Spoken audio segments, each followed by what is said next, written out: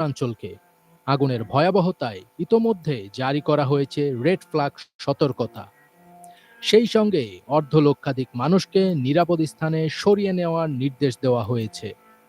আজ বৃহস্পতিবার এক প্রতিবেদনে এ তথ্য জানিয়েছে বার্তা সংস্থা রয়টার্স। গতকাল বুধবার ২২ জানুয়ারি থেকে শুরু হয়েছে এই নতুন দাবানল, যা ইতোমধ্যে ৩৯ বর্গ কিলোমিটার এলাকা গ্রাস করেছে।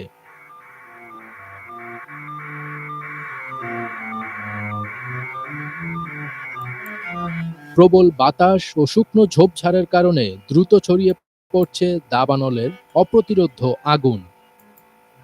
লস অ্যাঞ্জেলেস থেকে প্রায় ৮০ কিলোমিটার উত্তরে হিউজ ফায়ার নামে পরিচিত এই আগুন ইতোমধ্যেই অঞ্চলটির দমকল বাহিনীর ওপর অতিরিক্ত চাপ সৃষ্টি করেছে। বুধবার কয়েক ঘন্টার মধ্যেই নতুন এই আগুন অতি সাম্প্রতিক ইটন ফায়ারের অর্ধেক আকার ধারণ করেছে। ইটন ফায়ার এই মাসের শুরুর দিকে লস অ্যাঞ্জেলেস অঞ্চলে ছড়িয়ে পড়া সবচেয়ে ভয়াবহ দুটি দাবানলের একটি। রেড ফ্ল্যাগ জারির পর লস অ্যাঞ্জেলেস কাউন্টির কাস্টেক লেক এলাকায় বাসিন্দাদের সতর্ক করে বলা হয়েছে তারা চরম মৃত্যু ঝুঁকির মধ্যে আছেন।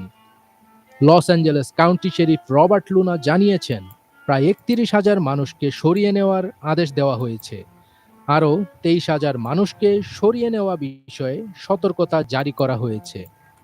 লস অ্যাঞ্জেলেস কাউন্টি, ক্যালিফোর্নিয়া অঙ্গরাজ্য এবং মার্কিন বন পরিষেবা তাদের দমকল কর্মীদের আগুন নিয়ন্ত্রণে পাঠিয়েছে। দক্ষিণ ক্যালিফোর্নিয়ায় গত ৯ মাস ধরে উল্লেখযোগ্য বৃষ্টিপাত হয়নি, যা বিপজ্জনক পরিস্থিতির সৃষ্টি করেছে। তাই এখন বৃষ্টির আশায় উপরওয়ালার দিকে তাকিয়ে আছেন লস অ্যাঞ্জেলেসের মানুষ। যারা সৃষ্টিকর্তায় বিশ্বাস করে না, তারাও এখন দোয়া প্রার্থনা করছেন।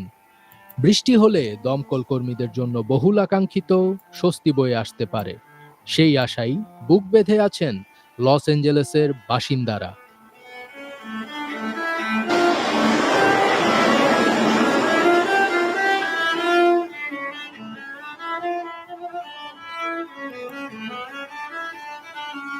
ফজবির তাজ, এটিএন বাংলা।